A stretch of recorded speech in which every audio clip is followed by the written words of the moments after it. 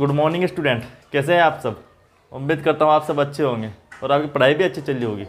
तो स्टूडेंट, हमारा एक टॉपिक चल रहा था पहले, सिंधु घाटी की सभ्यता, जो कि पूरा समाप्त हो गया है। उसमें से एक दो क्वेश्चन कुछ रह गए हैं, शायद मैंने देखा है ना कुछ, तो कुछ क्वेश्चन रह गए, उसको मैं अगली वीडियो में कंप्लीट करा दूँगा। कभी भी इसको ना एक दो क्वेश्चन, जो दो चार क्वेश्चन है वो मैं सब कंप्लीट करा दूँगा, ठीक है। तो आज हमारा वो चलेगा वैदिक काल, सिंधु घाटी की सभ्यता के बाद में वैदिक काल, क्योंकि सिंधु घाटी की सभ्यता तो हमारी समाप्त हो गई थी, ठीक है। और आज हमारा चलेगा वैदिक काल, वैदिक काल, वैदिक काल, ठीक है स्टूडेंट। अगर वैदिक काल का टाइम पीरियड पूछा जाए तो 1500 ईसा पूर्व से ना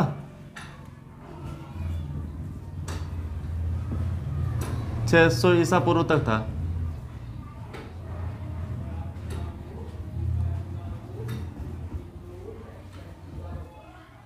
वैदिक काल का टाइम पीरियड पूछा जाए 1500 ईसा पूर्व से 600 ईसा पूर्व था, ठीक है। जो हमारे दो भागों में डिवाइड है। नंबर 1 वैदिक काल, एक तो हमारा ऋग्वैदिक काल,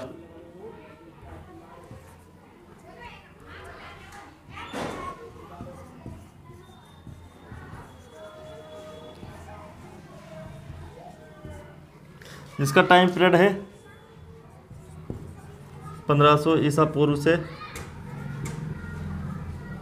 1000 ईसा पूर्व, ठीक। दूसरा है हमारा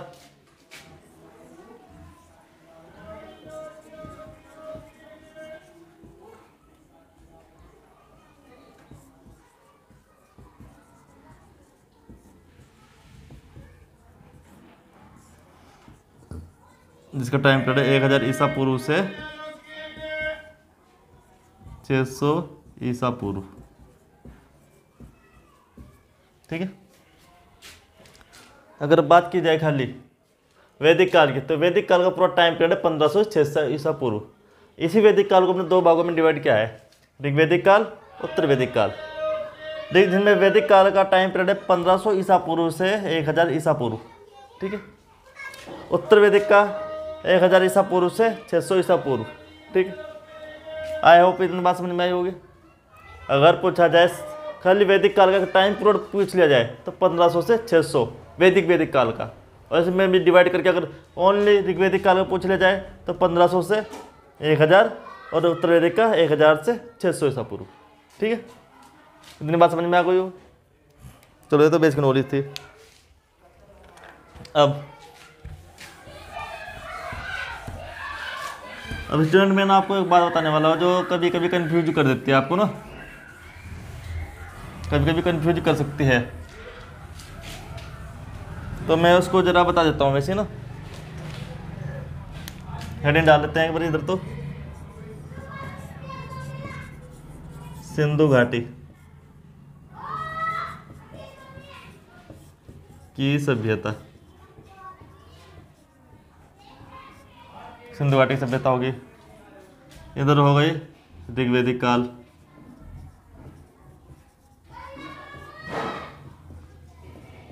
और इधर हो गया उत्तर वैदिक काल,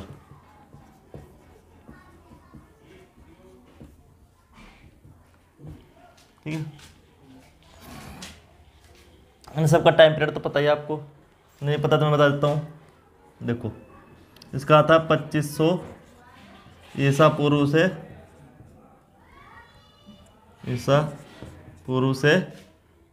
1750 ईसा पूर्व, ठीक। इसका था 1500 से ईसा पूर्व से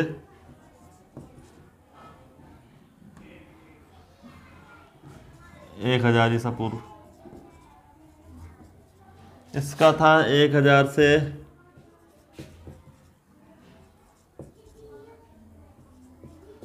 600 ईसा पूर्व, ठीक है।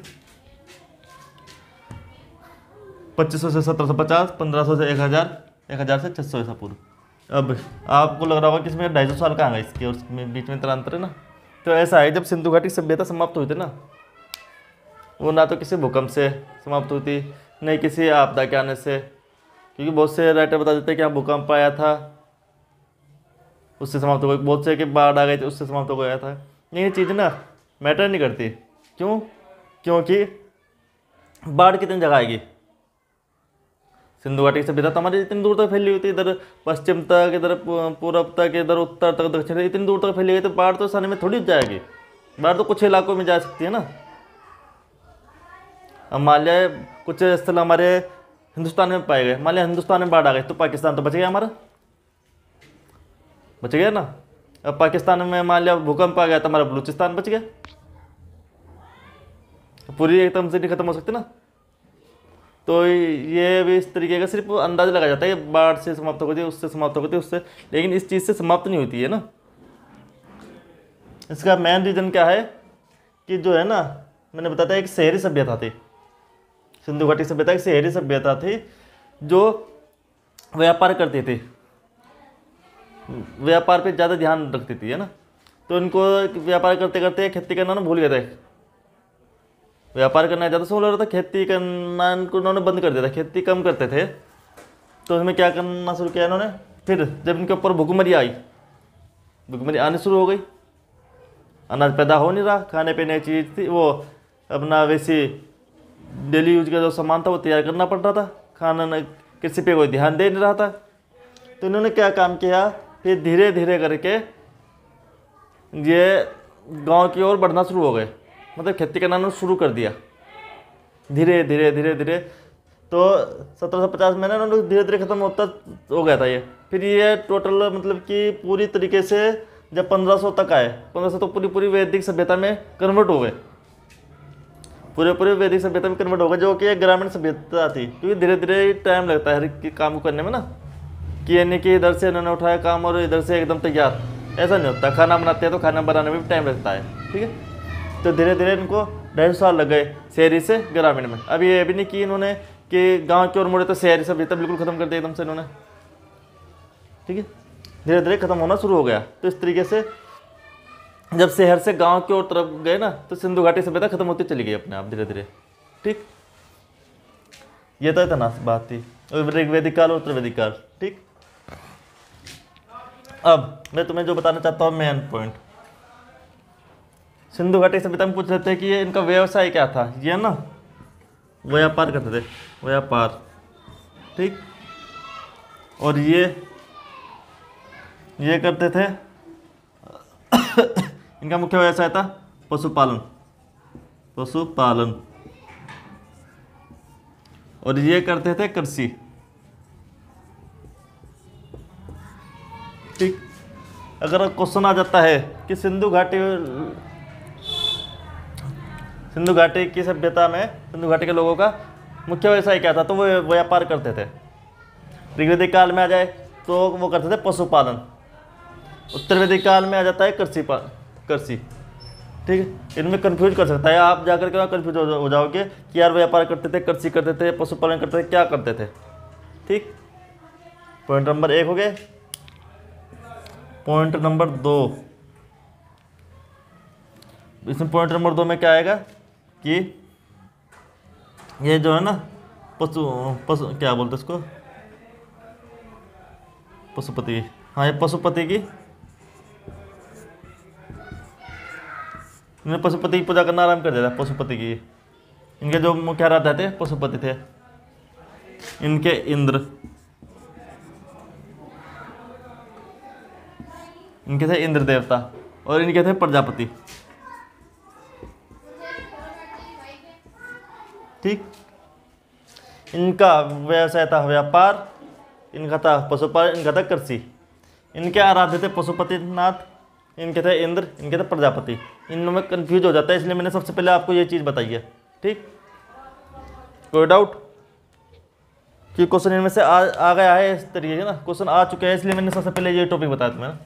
इस तरह क्वेश्चन आ चुका है कि सिंधु घाटी सभ्यता में किस देवता की पूजा होती थी, पशुपतिनाथ की। ऋग्वैदिक काल में इंद्र की, उत्तरवैदिक काल में प्रजापति की, ये क्वेश्चन आ चुका है, इसलिए मैंने सबसे पहले यही बात बताई तुम्हें ना, ठीक है। कंफ्यूज मत हो ना, सब चीज़ कवर करते चलेंगे हम।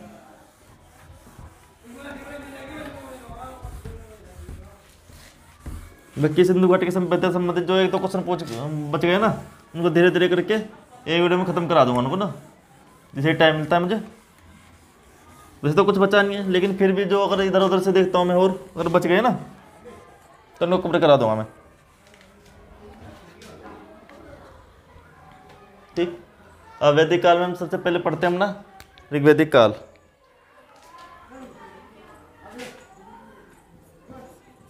ऋग्वैदिक काल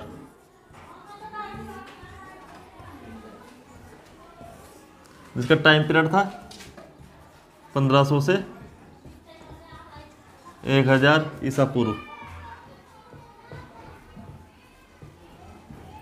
ठीक।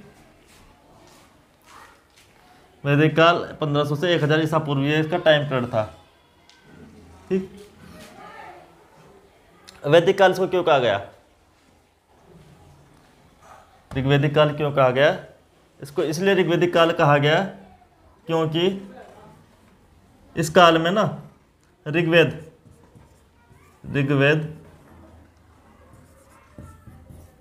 की रचना हुई थी।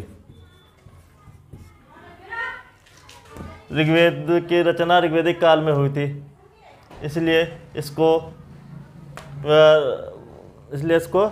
वैदिक काल कहा गया, ऋग्वैदिक काल कहा गया, क्योंकि इसमें ऋग्वेद की रचना हुई थी। और जो है ना हमारे बाकी के जो 3 वेद बचे उनकी रचना उत्तर वैदिक काल में हुई थी। यजुर्वेद, सामवेद और अथर्ववेद की उनकी रचना उत्तर वैदिक काल में हुई थी, ठीक है। जब उत्तर वैदिक काल चलेगा तो मैं इसको करा दूंगा, ठीक। अभी हमारा ऋग्वैदिक काल चल रहा है, ठीक। और ये जो ऋग्वैदिक काल है, जो ऋग्वेद है, इसमें इसको जो है इसके ऊपर क्वेश्चन बनता है कि सबसे प्राचीन वेद कौन सा है, सबसे पुराना वेद कौन सा है। सबसे पुराना वेद हमारा यही होगा, सबसे पुराना वेद, सबसे पुराना वेद, सबसे पुराना वेद यही है, ठीक। और नंबर 2 ऋग्वेद। ऋग्वेद का हाँ, ऋग्वेद में मंडल कितने हैं? ऋग्वेद में 10 मंडल है, 10 मंडल है।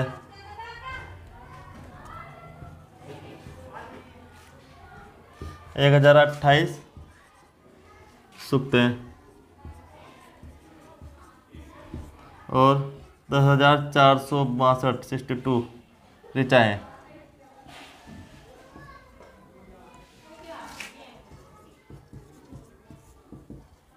यानी कि रचनाएं है, सूक्त मतलब श्लोक है, ठीक। यह 10 मंडल है, ठीक है। ऋग्वेद में, ऋग्वेद के बारे में मैं आपको पूरे डिटेल से पढ़ाऊंगा। ऋग्वेद के, अथर्ववेद, यजुर्वेद, इनके सब के बारे में डिटेल से पढ़ाऊंगा। जब प्राचीन इतिहास पढ़ेंगे ना तब, प्राचीन तो इतिहास है भी, लेकिन इसका अलग टॉपिक है कि ना, मैं चारों वेद के बारे में अलग से पढ़ाऊंगा। इसमें उपनिषद वगैरह सब पढ़ाऊंगा मैं आपको, उपनिषद, छंद वगैरह जो भी है ना सब उसमें पढ़ा आ जाएंगे, ठीक। इसमें मैं थोड़ी बहुत डिटेल दे रहा हूँ मैं आपको ना, ताकि आपको समझ में आ जाए क्या है ये।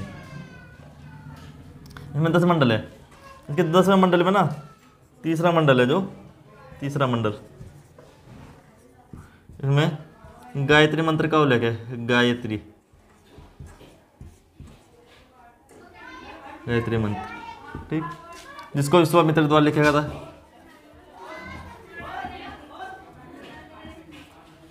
विश्वामित्र द्वारा लिखा गया था, है ना।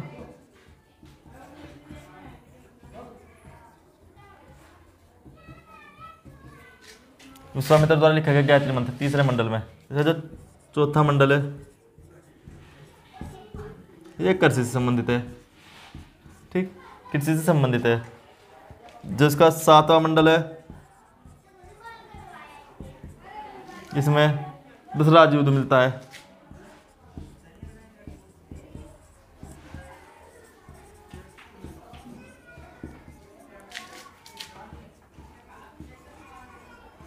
इसमें दशराज युद्ध का उल्लेख मिलता है। दशराज युद्ध का जो है ना हमारा, किस किस के बीच में होता है? ये था राजा सुदास सुदास व 10 राजा। 10 जन थे उस टाइम पे, 10 जन बोलते थे, जन को राजा वो बोलते थे, मतलब 10 राजा थे, 10 राजा।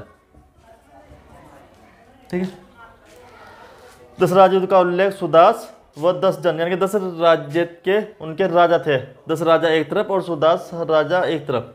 ठीक है, इनके बीच में युद्ध हुआ था जिसमें सुदास की विजय हुई थी, सुदास हमारे विजय हुए थे, विजय। और ये है ना सुदास, ये भरत राज्य के थे, भरत किस राज्य के थे, भरत राज्य के थे। ठीक, इसमें सुदास की विजय हुई थी। और ये जो है ना रावी नदी के तट पर लड़ा गया, जिसको पुरुषनी को जाते हैं, रावी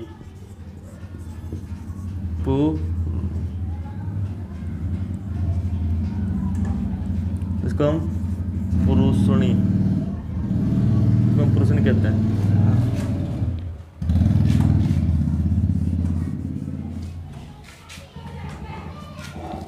इसको हम पुरुषनी, इसको हम पुरुषनी नदी कहते हैं। ठीक है,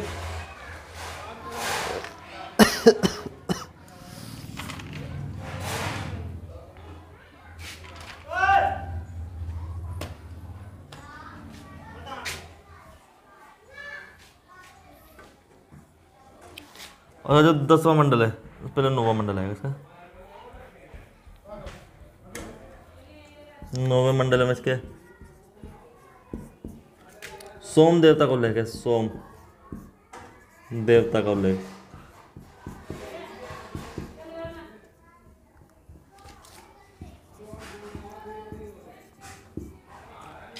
10वें मंडल में पुरुष सूक्त, पुरुष सूक्त का वर्णन किया गया है। पुरुष सूक्त का मतलब होता है, अभी बताता हूँ, जो हो गया ना पुरुष सूक्त। पुरुष सूक्त मतलब कि इसमें 4 वर्णन बताया गया पुरुष के ना।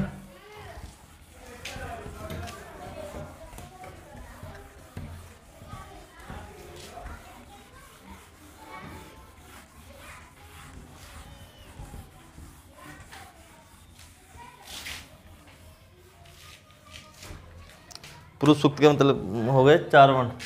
दूसरा मतलब है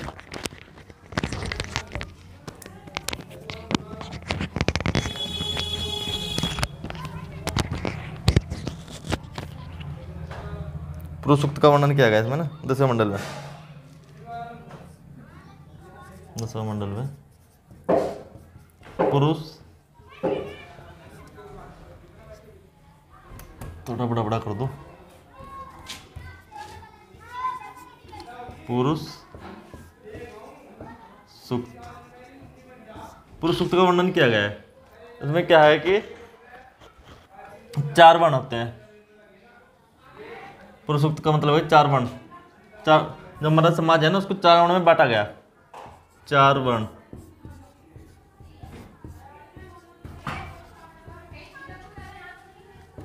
जो समाज है ना, समाज को 4 वर्णों में बांट दिया गया। कौन कौन से थे वो?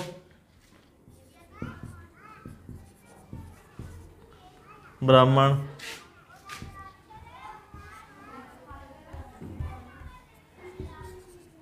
क्षत्रिय,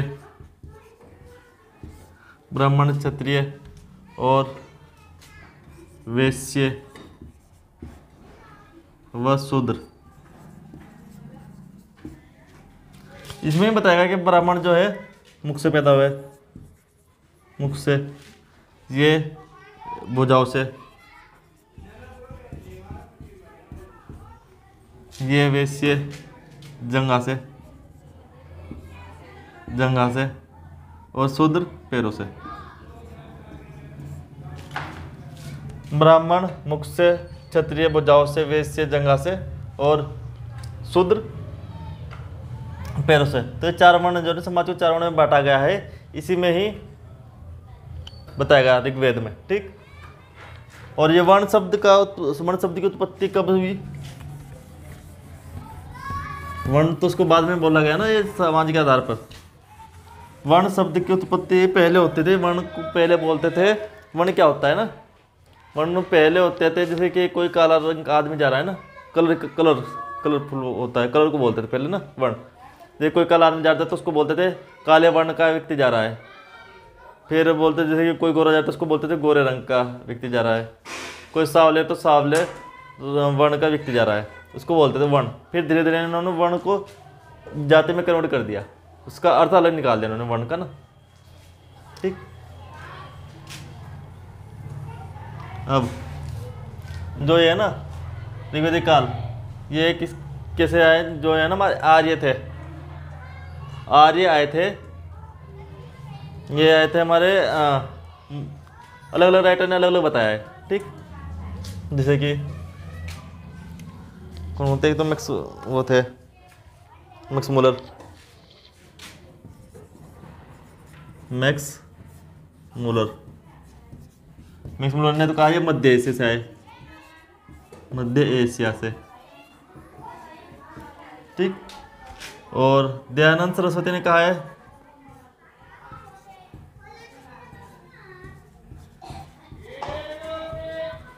दयानंद सरस्वती ने कहा ये तिब्बत से आए थे।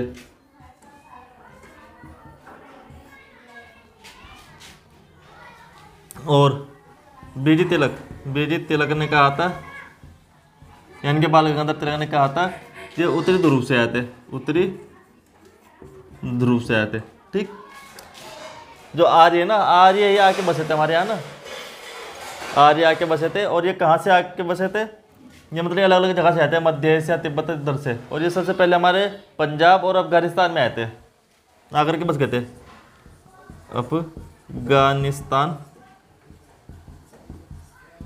अफगानिस्तान व पंजाब। क्योंकि पहले अफगानिस्तान हमारे इस एरिया में आता था ना, हमारे भारत में आता था सब कुछ, ये तो बंटवारे होते रहे, धीरे धीरे अलग अलग होते रहे। पहले जो आर्य आए थे ना हमारे देश में, अफगानिस्तान और पंजाब में, तो ये वाला पंजाब है ना, पाकिस्तान वाला पंजाब है, ये वाला पंजाब नहीं है, पाकिस्तान वाले पंजाब में आकर के बस गए थे ये। ठीक है, यहाँ करके बस गए थे, ये यहाँ से आए और ये यहाँ पर करे। तो और ये आए थे पशुपालन करते थे ना, ये चारागाह की खोज में आए थे, चारागाह की खोज करते करते आ गए थे।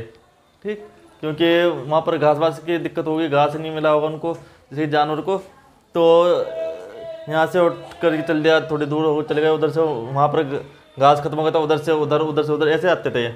ठीक है, और इनके लिए ना जमीन की कोई वैल्यू नहीं थी इनके लिए, इनके नज़रों में जमीन की वैल्यू नहीं थी। इनकी जमीन के लिए जो धन दौलत है ना इनकी, ये जानवर को ही अपनी धन दौलत बोलते होते। गाय को ही, गाय हो गए, घोड़े वगैरह हो गए, जो इनके जानवर थे ना, उसको ही अपना धन बांधते थे, वही धन दौलत इनकी हुई थी। संपत्ति इस टाइम पे इनके लिए इतनी वैल्यू नहीं थी, जमीन की, जमीन तो बस इनका घास वास खाने के लिए हो गया, वो बहुत है। ठीक, बाकी इनका सबसे मेन काम था पशुपालन, और कृषि इतनी करते थे, खेती वगैरह इतनी करते थे जितना अपने आप खा सके। ठीक है, इतनी बात समझ में आ गई होगी। तो उस समय जो हमारी आर्य की जो होती ना प्रशासनिक इकाई, आर्यों की जो प्रशासनिक इकाई थी ना, आर्यों की प्रशासनिक इकाई,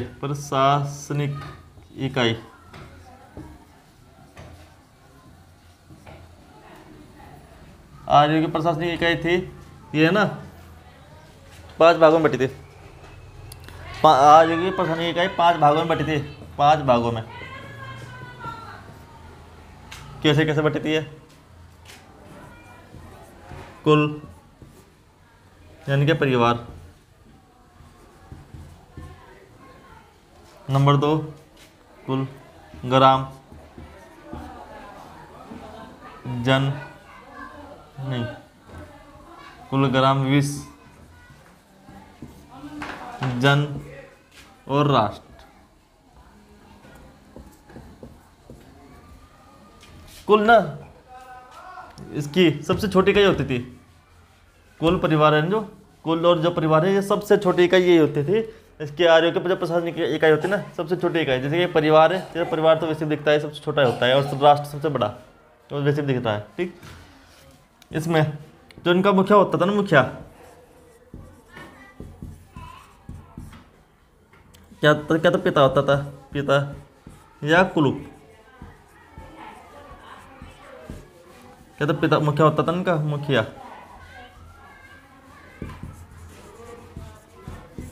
क्या तो पिता होता था, नहीं कुलूप होता था, ठीक। इसका मुखिया होता था ग्रामीणी,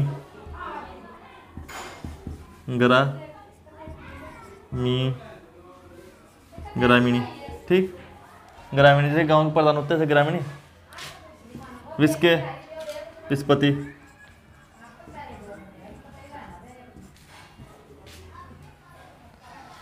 इसका होता था जनपति। राष्ट्र का होता था राजा, ठीक। और इस समय ध्यान रखना, ये सब अपने अपने परिवार के लिए सब इम्पोर्टेंस थे, रखते थे। लेकिन जो ये है ना राजा, सिर्फ नाम मात्र का राजा होता था। राजा की इतनी बड़ी वैल्यू नहीं थी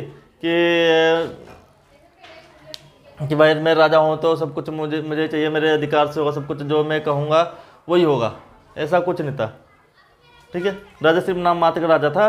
ये एक ऐसा होता है जैसे कि सरदार होते हैं, जिस क्लास में मॉनिटर हो जाता है उसकी वैल्यू कुछ नहीं होती, लेकिन होता है स्टूडेंट है वो। वैसे एक क्लास का मॉनिटर होता है जो जैसे कि क्लास टीचर कहीं चला जाता है तो मॉनिटर थोड़ा संभाल लेता है, बस वही होता है किस्म से। जैसे कि लड़ाई बढ़ाई होती थी ना कहीं, तो हम इसको लेके चलते थे, भाई चलो हमारे साथ वो जे में लेके चलता है, भाई चलो वहाँ लड़ाई हो करनी है और वहाँ पर जाना है, तो इस तरीके से राजा लेके चलते थे।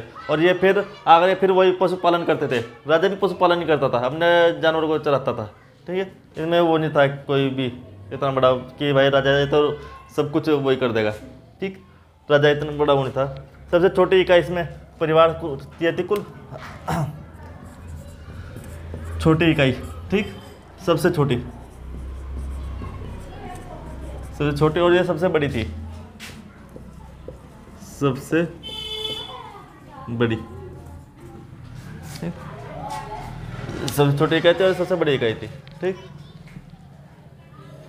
इतनी बात समझ में आ गई होगी, उम्मीद करता हूँ। अच्छा,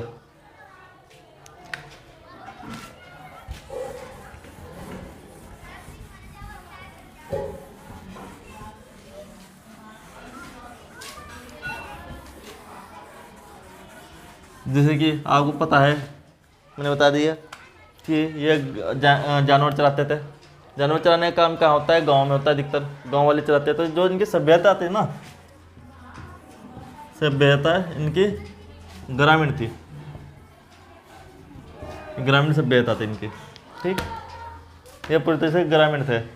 जैसे कि सिंधु घाटी की सभ्यता थी ना, वो एक शहरी व्यवस्था थी, यह ग्रामीण है। सिंधु घाटी की सभ्यता में आपने देखा होगा मकान भी पक्की ईंट के बने हुए थे, इसमें कच्ची ईंट के बने हुए थे। घास फूस जैसे कि झोपड़ पट्टी होती है ना, वो इसमें थे, ठीक, इसमें थे। और इनकी जो भाषा थी ना, संस्कृत इनकी भाषा थी, ठीक। आई होप इतनी बात समझ में आ गई होगी। ग्रामीण थे, भाषा इनकी संस्कृति, पूजा इंद्रदेव की उसकी करते थे, इंद्रदेव की आराध्य लिख देता हूँ, आराध्य इंद्र थे इनके, ठीक। इतनी बात पता लगी होगी, ठीक है। अब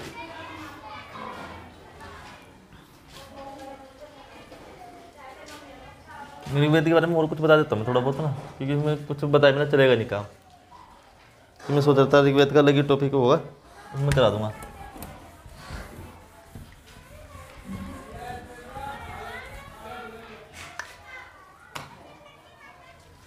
ऐसा होता है कि जो इंद्रदेव थे ना, इंद्रदेव को उसका देवता मानते थे, वर्षा का, कि इंद्रदेव की पूजा करेंगे तो वर्षा होगी। तो जो हमारा ऋग्वेद है ना, ऋग्वेद में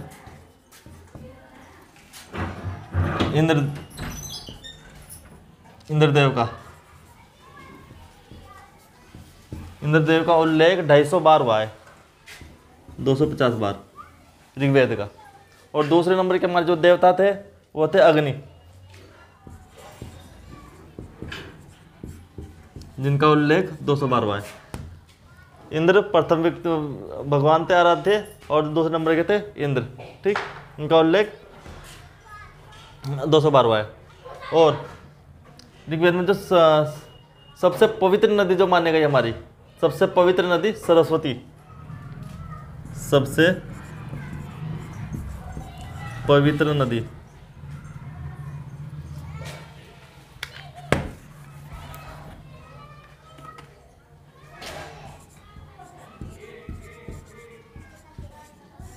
सरस्वती।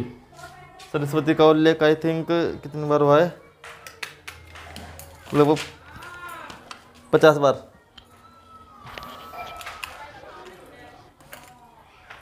तो सरस्वती नदी है ना, सरस्वती नदी का उल्लेख हमारा 50 बार हुआ है। और सबसे पवित्र नदी, सबसे पवित्र नदी सरस्वती नदी का उल्लेख ऋग्वेद में 50 बार हुआ है, और सबसे पवित्र नदी इसको ही माना गया है, सरस्वती नदी को, ठीक है। और सिंधु नदी,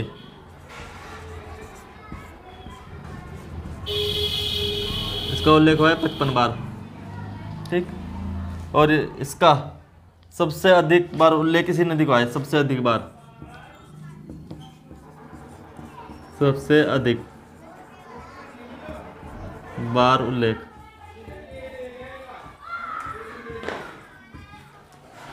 सिंधु नदी का सबसे अधिक बार उल्लेख हुआ है इसी का, क्योंकि जो नदी है ना, टोटल 25 नदियों का उल्लेख हुआ है इसमें ना, ऋग्वेद में 25 नदियों का उल्लेख हुआ है, जिसमें सबसे अधिक बार सिंधु नदी का उल्लेख हुआ है 55 बार।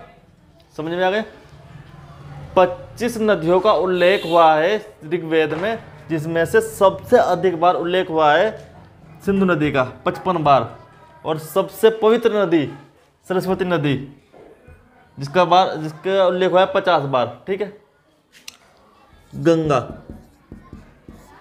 गंगा का उल्लेख हुआ है सिर्फ एक बार। और यमुना, यमुना का उल्लेख हुआ है 3 बार, ठीक। आराध्य इनके प्रथम स्थान पर इंद्रदेव थे, 250 बार उल्लेख हुआ है उनका। दूसरे नंबर पर अग्नि 200 बार। फिर सरस्वती नदी का उल्लेख हुआ है, सबसे पवित्र नदी मानी जाएगी, 50 बार इसका उल्लेख हुआ है इसका। सिंधु नदी का उल्लेख हुआ है 55 बार। सबसे अधिक बार उल्लेख हुआ है इसका 25 नदियों में, 25 नदियाँ थी, 25 25 नदियों में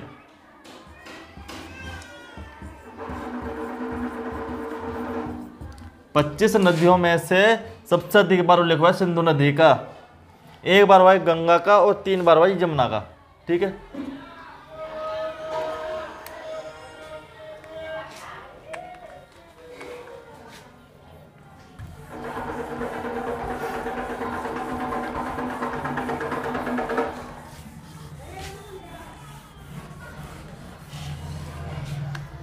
होता है अच्छा, वरुण पानी के देवता थे, इनका उल्लेख हुआ है 30 बार। वरुण का उल्लेख हुआ है 30 बार। जन का उल्लेख हुआ है 275 बार। वरुण का उल्लेख 30 बार, जन का उल्लेख 275 बार। और विदव का उल्लेख हुआ है 122 बार। विदव 122 बार। विष्णु का 100 बार, और सभा का 8 बार, और समिति का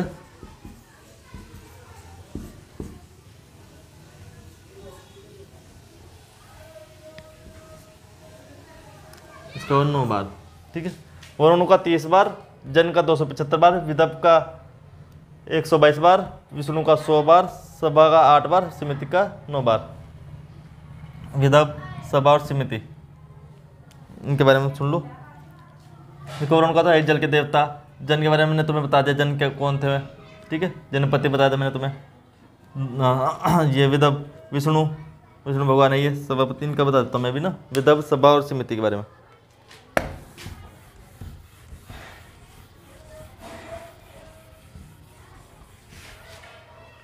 जो हमारे राजा था ना, राजा तो था उसने, मैंने बता दिया, नाम मात्र राजा था। जो ये राजा था ना, नाम मात्र राजा था ये, ठीक। इसे सलाह देने के लिए सलाहकार, इसके जो सभा समिति विदर्भ और गण,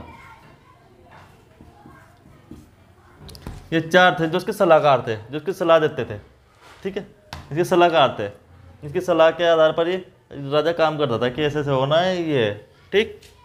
ये पता लग गया, इसके सलाहकार थे ये, ज़्यादा कुछ नहीं आएगा, सभा और समिति, ठीक। और अथर्ववेद में इन दोनों को प्रजापति की पुत्री कहा गया, प्रजापति की पुत्री, अथर्ववेद में, ठीक। सभा और समिति, प्रजापति की दो पुत्रियां हैं, दो पुत्री,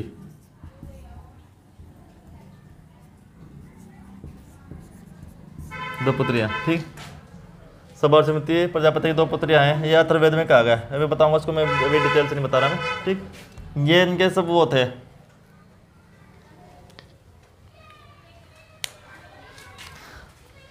सलाहकार, ठीक।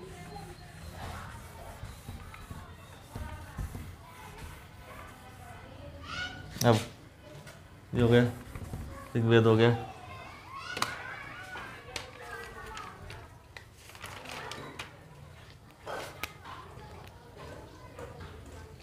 अच्छा।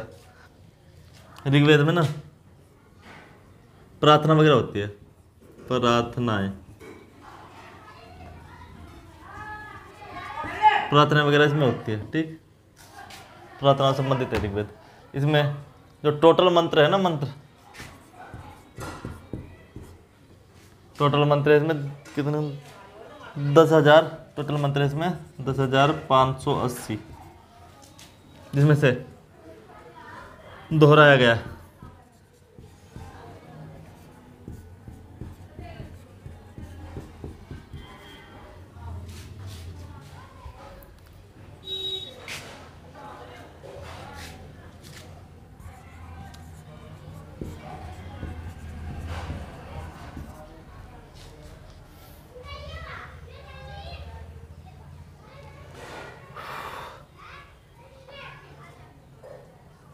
इसमें ना कुल मंत्र 10,580 है टोटल, जिनमें से 118 को दोहराया गया, ठीक। अगर जो दोहराए गए मंत्र है ना, इनमें से इसको अगर लेस कर दे, घटा दे, तो कुल बचेंगे 10,462 कुल मंत्र, ठीक। इतना पता लग गया। अब वैसे मैं आपको ना पूरे डिटेल से बताऊंगा अभी। और हमारे जो ओम है ना, ओम किस तरह बनते हैं वो,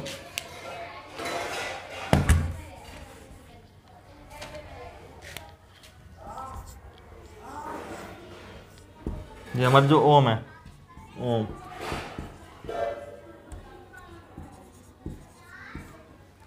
ओम है जो, इसका उल्लेख भी ऋग्वेद में किया गया है, ठीक। ऋग्वेद से ये लिया गया है, इसका उल्लेख ऋग्वेद में, इससे लिया गया है ऋग्वेद से ओम, ठीक है।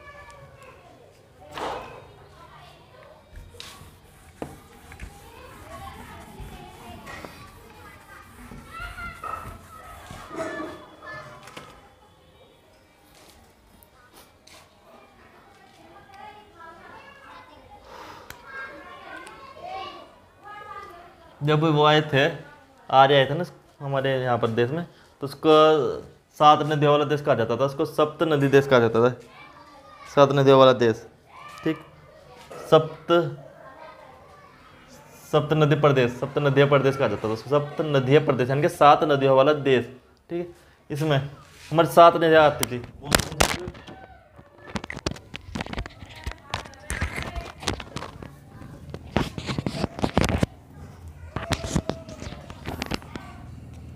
7 नदियाँ आती थी। कौन कौन सी आती थी वो 7 नदियाँ? अब देख लीजिए। नंबर 1 सिंधु, नंबर 2 झेलम, चिनाब, सतलज,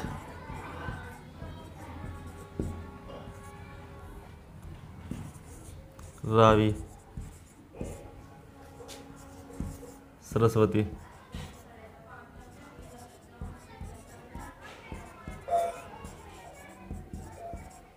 या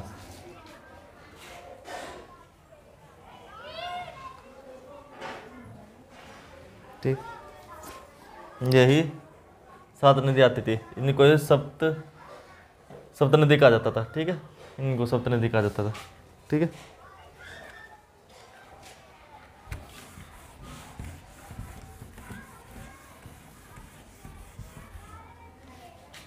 अब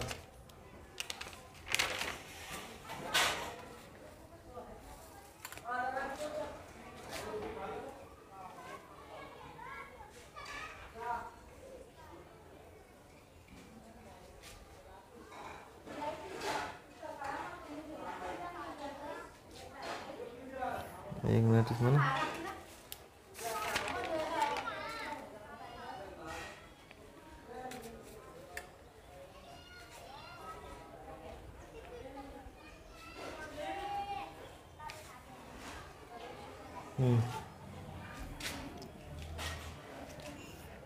इसके में जो होता ना ऋग्वेद में, जैसे ऋग्वेद काल में, ऋग्वेद में इसको जो है गाय, गाय को ना एक पशु को इसको कहा जाता था अधन्य पशु। अधन्य पशु माना गया इसको, इनके ना मारे जाने वाला पशु, ना मारे जाने वाला पशु।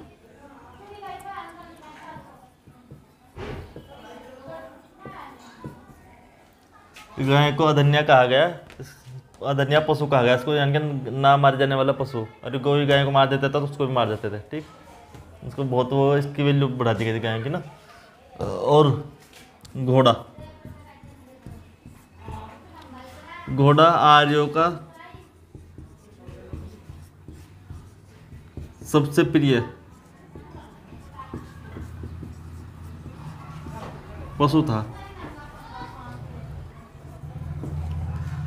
घोड़ा आर्यों का सबसे प्रिय पशु था, क्योंकि कहीं भी आना जाना करते थे घोड़े पे बैठ के जाते थे आराम से। ठीक है, प्रिय पशु की बात आ जाए तो घोड़ा, और गाय को अधन्या पशु कहा गया, ना मारे जाने वाला पशु। ठीक, अच्छा, ओके,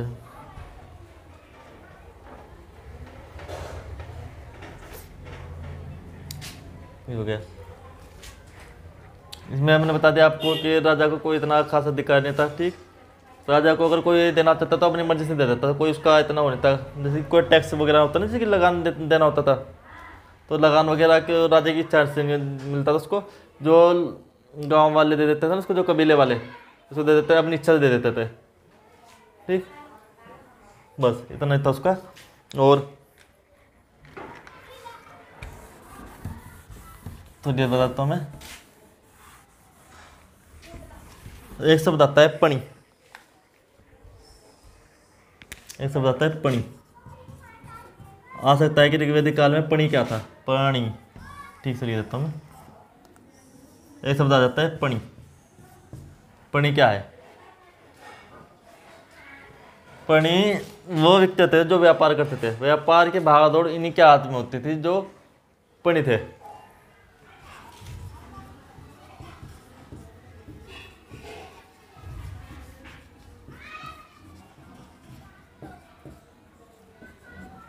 व्यापार इनके हाथों में ही था। ठीक, एक होता है शब्द बलि, जो मैंने बताया ना अभी, जो इच्छा से दिया गया कर था, जो राजा को दिया जाता था, वो उपहार स्वरूप कर उपहार स्वरूप कर था, जो ये था, मतलब अपनी इच्छा दे देते थे, कोई राजा इसमें नहीं कहता मुझे इतना तो इतना ही चाहिए, ऐसा कुछ नहीं था। उपार स्वरूप लगान या कर, उपार स्वरूप करके दो या लगान के दो, ठीक। पणी ये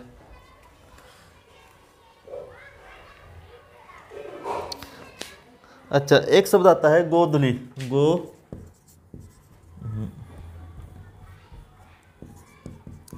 गोधुली आ सकता है कि ऋग्वैदिक काल में गोधुली क्या था, ठीक। तो गोधुली था ऋग्वैदिक काल में, गोधुली क्या था?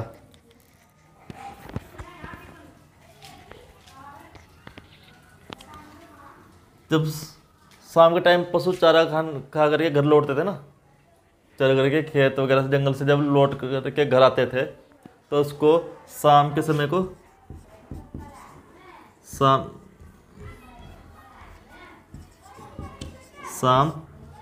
के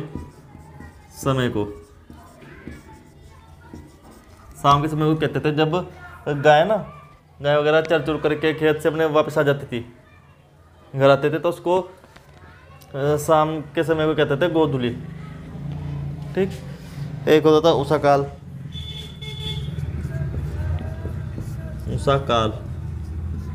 कहते थे सुबह को,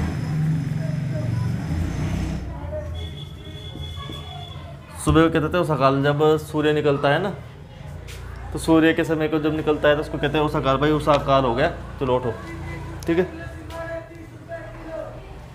अच्छा, ये हो गए, इनके शब्द हो गए, और देख लो कोई और शब्द तो नहीं बचा है।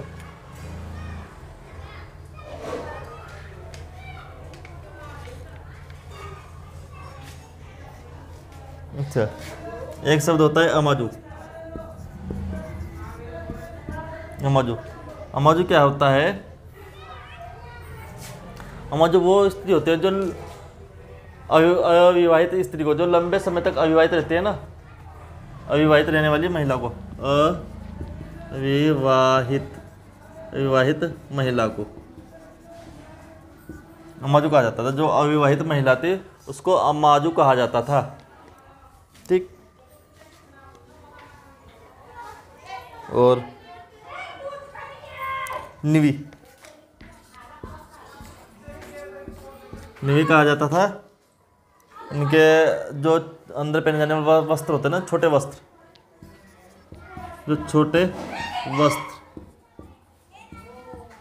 छोटे वस्त्र को निवी कहा जाता था, ठीक है।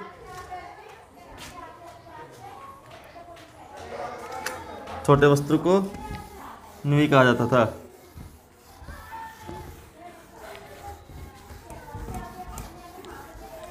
अच्छा, एक तो मैं सबसे इम्पोर्टेंट चीज़ तो भूल गया। इस काल में ना लोहे की खोज हो गई थी, लोहे की खोज ऋग्वैदिक काल में हो गई थी। इस समय ना लोहे की खोज हो गई थी, ऋग्वैदिक काल में ना लोहे की खोज हो गई थी।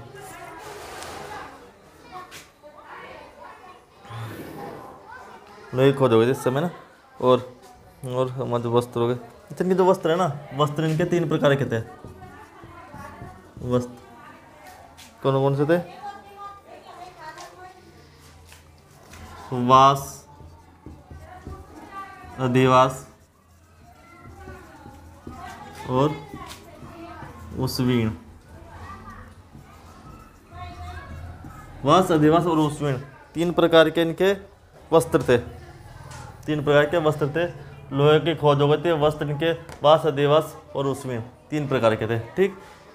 और एक शब्द और मिलता है प्रोप। ये होता था दुर्गपति।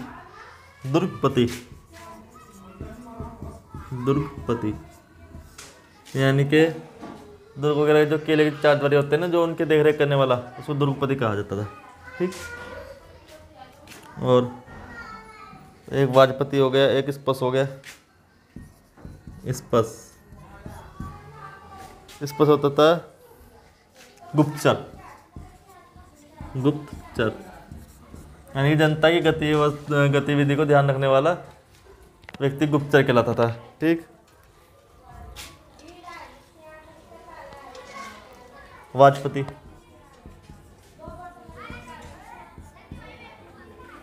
भूमि का अधिकारी,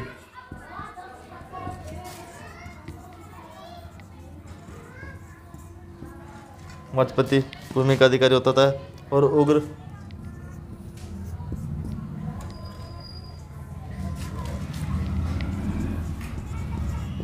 अपराधियों को पकड़ने वाला।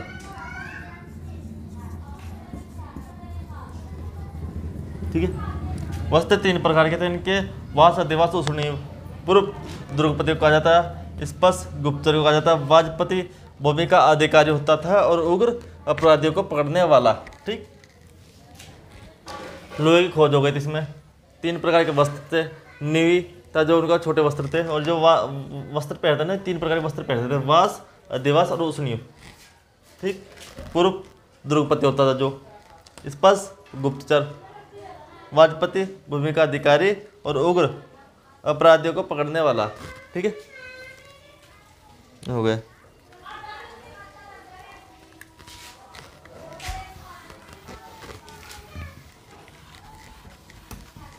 अच्छा, इस समय लोहे की खोज तो हो गई थी।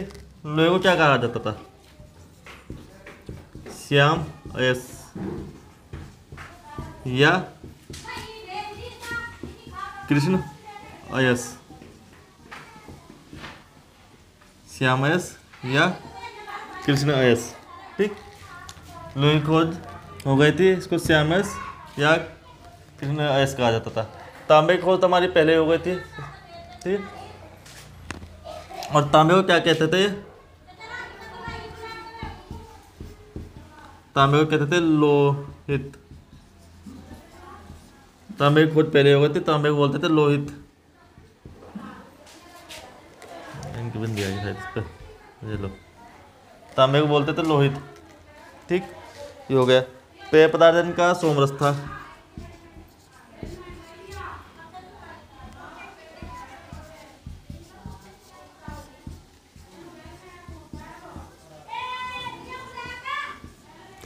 पेय पदार्थ था इनका सोमरस।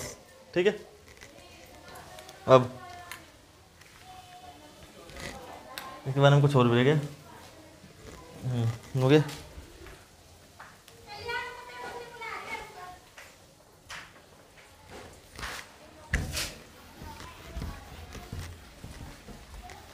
इस समय इसमें जो है बहुपति प्रथा, बहुपति प्रथा,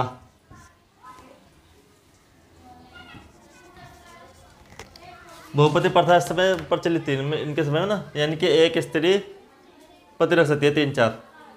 ठीक है, बहुपति प्रथा इसमें सम्मिलित थी। बाल विवाह,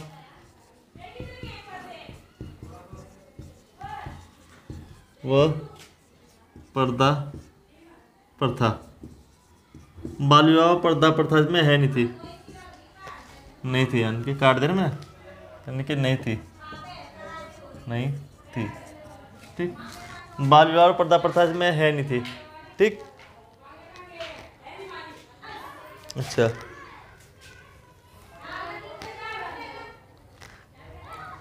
एक शब्द आता है गविष्टि।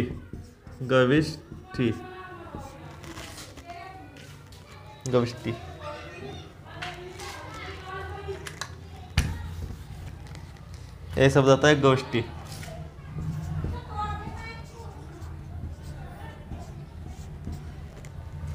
गोष्ठी नहीं कहते थे युद्ध को। युद्ध के लिए शब्द था, युद्ध के लिए शब्द। हम तो कहते हैं कि युद्ध करने चल रहे हैं, ये बोलते थे गोष्ठी के लिए चल रहे हैं। गोष्ठी वो है क्योंकि वहाँ पर गाय गोय के लेने जाते थे, गाँव वगैरह, गाय वगैरह ना, उनको पकड़ने के लिए जाते थे, अपनी संपत्ति को बढ़ाने के लिए जाते थे। संपत्ति उस टाइम पे गाय थी। ठीक, तो ये गोष्ठी के लिए चल रहे हैं, यानी कि युद्ध के लिए जा रहे हैं। ठीक, गोष्ठी शब्द ये हो गया। अब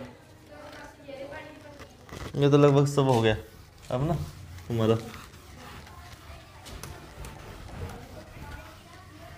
इससे मैंने कुछ दर्शन आए।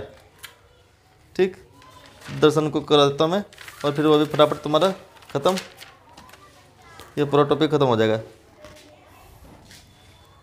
अच्छा, एक शब्द आता है धन, और एक आता है पारावत। धन वो होता है मरुस्थल को बोलते हैं धनु, पारावत बोलते हैं समुद्र को। ठीक है, धन वो मरुस्थल को बोलते थे और पारावत बोलते थे समुद्र को। ठीक, इस तरीके डिटेल से मैं पढ़ा इसलिए रहा हूँ ताकि आपकी तैयारी बेहतर से बेहतर हो सके। हमें तैयारी करके जाना है कि ना कि खेल। ठीक, क्वेश्चन कुछ भी आ सकता है, एग्जामिनर कुछ भी दे सकता है, इसलिए हम तैयारी अच्छे वाली करके चलेंगे। ठीक है, धनु मरुस्थल बोलते थे, पारावत समुद्र को। और इसके बाद भी अगर कुछ भी छूट जाता है तो उसके बाद मैं दोबारा कराऊंगा एक और वीडियो में। ठीक है, छोटे कुछ ऐसा कंटेंट लेके चलेंगे, छूटेगा कुछ नहीं। एग्जाम निकालना है तो निकालना है, बस एक ही लक्ष्य है हमारा। एक एग्जामिनर कहीं से भी कुछ भी पूछ ले, हम तैयार है। ठीक, ये नहीं कि हमने पढ़ा तो दिया फिर कह रहे कि यार ये तो आया नहीं, यार ये तो छूट गया। क्योंकि मैं बता रहा हूँ, देखो अधिकतर क्या करते हैं, टीचर पढ़ाते हैं, सभी टीचर अच्छा पढ़ाते हैं, लेकिन वो कुछ क्वेश्चन ऐसे पढ़ाते हैं जो फिक्स है। 50-60 नंबर आदमी लेके आ जाता है, स्टूडेंट ना 50-60 नंबर लेके आ जाता है। उसको कह देते हैं देखो हमारा पढ़ावा ये आया, हमारा पढ़ावा ये आया, पढ़ावा ये आया है। लेकिन फाइट हमारी उन 50-60 नंबर पे नहीं है, समझ रहे हो। जो हमारी फाइट है ना अगले 30-40 नंबर पर है, अगले 40 नंबर पे। 60 नंबर तक तो हमारी कोई फाइट है ही नहीं, 60 नंबर तक हमारी कोई फाइट नहीं है। हमारे अगले 40 नंबर पर फाइट है, जो उसकी तैयारी में करा रहा हूँ। आपको लग रहा होगा कि यार पता नहीं कितना डीप पढ़ा रहे, कितना डीप, लेकिन डीप पढ़ना पड़ता है। ठीक है, डीप पढ़ना पड़ता है, नहीं तो 50-60 नंबर लेके आओ जो उसमें खुश रहो। ठीक, अब एक तरफ हो गए दर्शन और एक तरफ हो गए उनके संस्थापक प्रमुख दर्शन।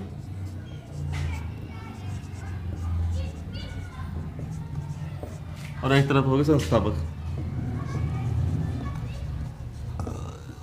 ठीक, मैं फटाफट शो करा देता हूँ। योग दर्शन के हो गए पतंजलि,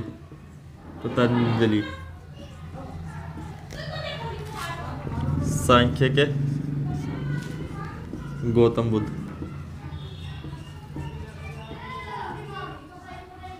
गौतम है, गौतम बुद्ध नहीं है, गौतम है, सिर्फ गौतम। और इसके सांख्य के कपिल हो गए, और न्याय के नहीं, सांख्य हो गए कपिल, सांख्य हो गए कपिल, न्याय के हो गए गौतम। और कौन कौन से है?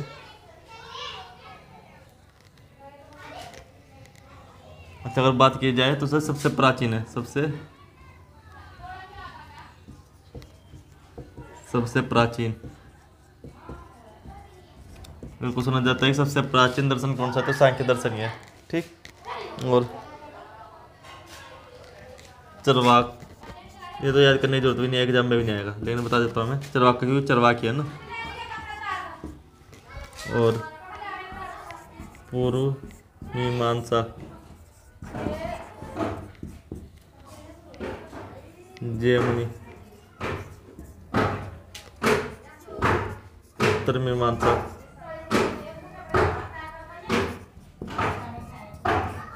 बादरायण, उत्तरी मीमांसा बादरायण। ठीक,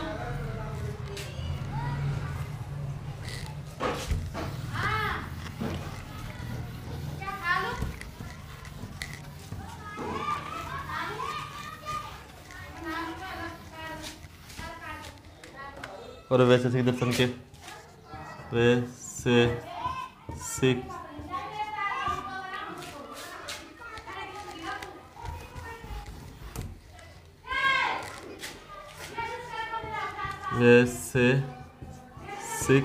दर्शन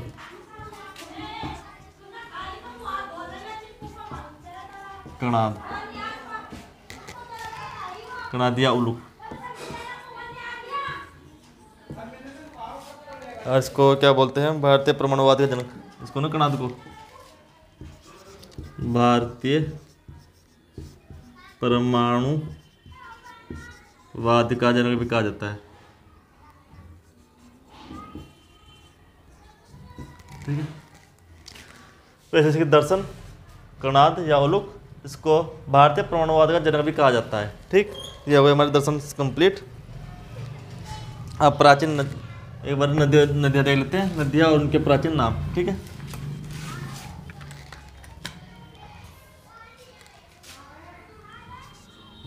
नदियाँ व प्राचीन नाम। ठीक, रावी नदी का क्या था? पुरुषनी। रावी नदी का पुरुषनी, उसका चिनाब का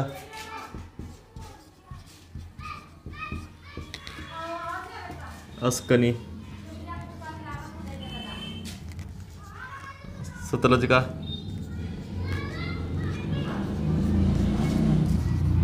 सतुद्री। ठीक, झेलम का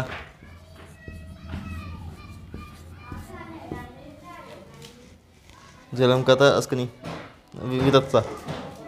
झेलम का था वितस्ता, चिन्हम का अस्कनी, झेलम का तत्सा। गंडक का गंडक,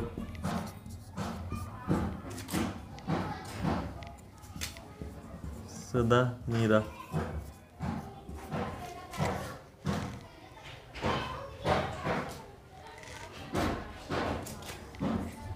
गोमती का गोमल।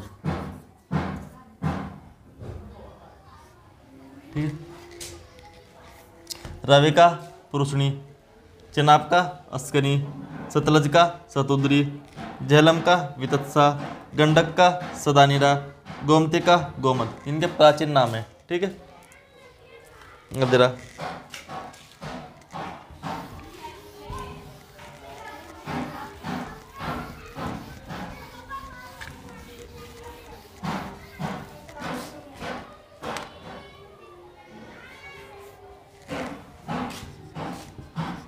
काबुल का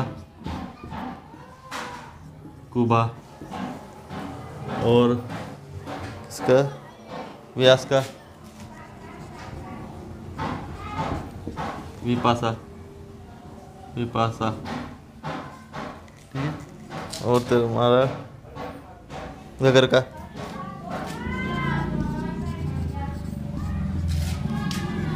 दरस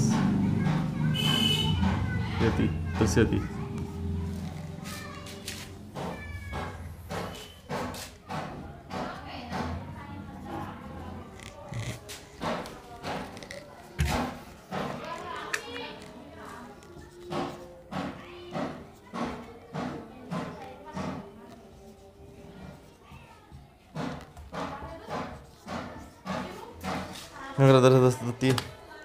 स्वाद का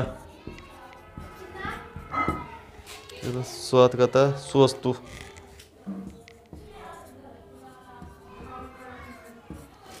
स्वाद का सुवस्तु और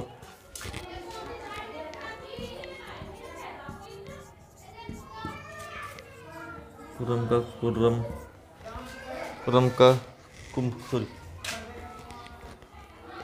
कुरम का कुब और सिंधु का हिरण्य या सिंध। ये होगा हमारे प्राचीन नाम ना। काबुल का कुबा, व्यास का विपाशा, गगर का दर्शदती। आराम से, ठीक है। काबुल का कुबा, व्यास का विपाशा, गगर का दर्शदती, स्वात का सुवस्तु, कुर्रम का कुंभ, सिंधु का हिरण्य सिंध। ठीक, एक बार और। काबुल का कुबा, व्यास का विपासा, गगर का दृढ़ति, स्वत का सुवस्तु, कुर्रम का कुब, सिंध का सिंधु का हिरण्य सिंधु।